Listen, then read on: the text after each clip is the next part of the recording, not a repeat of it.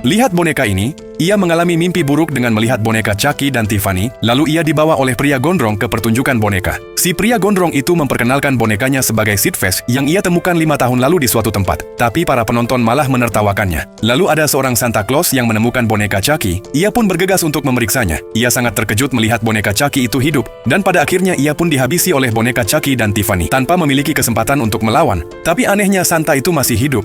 Ternyata itu hanya syuting film horor. Di sisi lain, Sid Vicious sedang menonton film itu di dalam kandangnya. Ia sangat penasaran mengapa ada boneka yang mirip sepertinya. Saat ia melihat Chucky mengangkat tangannya, ia pun melihat tato di tangan Chucky yang sama persis seperti dirinya. Ia pun menyadari bahwa Chucky adalah ayahnya. Lalu si gondrong mendatangi Sid Vicious dan memarahinya untuk tampil lebih menyeramkan. Lalu si gondrong memasukkan tikus ke kandang untuk memicu sisi menyeramkan Sid Vicious. Tapi si Sid Vicious ini kelihatannya baik, jauh berbeda dengan kedua orang tuanya. Saat si gondrong tergigit oleh tikus itu, Sid Vicious pun menggunakan kesempatan itu untuk melarikan diri dengan nebeng di mobil bak terbuka. Si gondrong pun berusaha untuk mengejarnya tapi sia-sia. Lalu Sid Vicious pun terbang menggunakan pesawat menuju ke Hollywood untuk bertemu kedua orang tuanya. Sid Vicious menyelinap ke mobil Kang paket properti syuting untuk bisa masuk ke ruangan orang tuanya berada. Sid Vicious pun berhasil masuk ke ruangan properti syuting. Lalu ia terkejut melihat patung seram di hadapannya. Tanpa membuang waktu, ia langsung bergegas mencari kedua orang tuanya. Dan akhirnya ia menemukannya. Tapi si Sid Vicious ini tidak mengetahui bahwa kedua orang tuanya sudah lama mati. Sid Vicious pun berusaha membangunkan kedua orang tuanya, tapi percuma.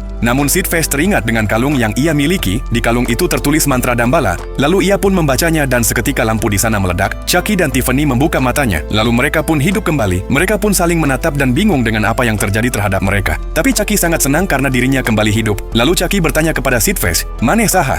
Di saat itu Sid Vicious dan Chucky melihat tatonya secara bersamaan. Setelah tahu Sid Vicious adalah anaknya, Chucky pun seketika pingsan. Lalu seorang kru film masuk ke ruangan tersebut untuk memeriksa boneka Tiffany. Saat memeriksanya, si kru pun terkejut melihat ada jantung di dalam boneka Tiffany. Lalu Tiffany pun memutar kepalanya. Pada akhirnya Chucky dan Tiffany pun membunuh kru itu. Saat Sid Vicious melihat aksi kopet kedua orang tuanya, ia pun sangat kaget hingga membuat dirinya ngompol di celana.